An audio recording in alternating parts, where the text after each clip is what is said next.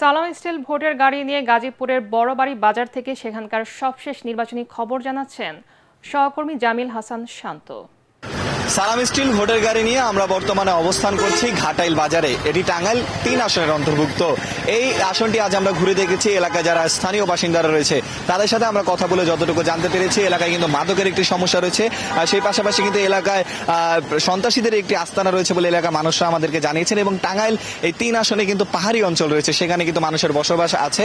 এলাকার মানুষরা বলছেন যারা পাহাড়ি এলাকার মানুষদের জীবনযাপন উন্নয়ন করবেন এবং এই এলাকা থেকে মাদক মুক্ত করতে পারবেন এবং টাঙ্গাইলে হাসপাতাল এবং স্কুল করতে পারবেন, তাকে কিন্তু আসন্ন নির্বাচনে এলাকার মানুষরা ভোট দিয়ে জয়যুক্ত করবেন। ভূমিকম্প সহনীয় মোস্ট ডিউরেবল দেশের প্রথম থার্মেক্স রড সালাম স্টিল। সালাম স্টিল বোঝে ডিউরেবিলিটি। সালাম স্টিল মোস্ট ডিউরেবল স্টিল। এবং যারা প্রার্থীরা রয়েছেন তারা কিন্তু বিধিনিষেধের কারণে নির্বাচনের প্রচারণা চালাতে পারছেন না, তবে তারা ভোটারদের দ্বারে দ্বারে গিয়ে দোয়া চাইছেন এবং এলাকার উন্নয়নে নানান প্রতিশ্রুতি তারা দিচ্ছেন।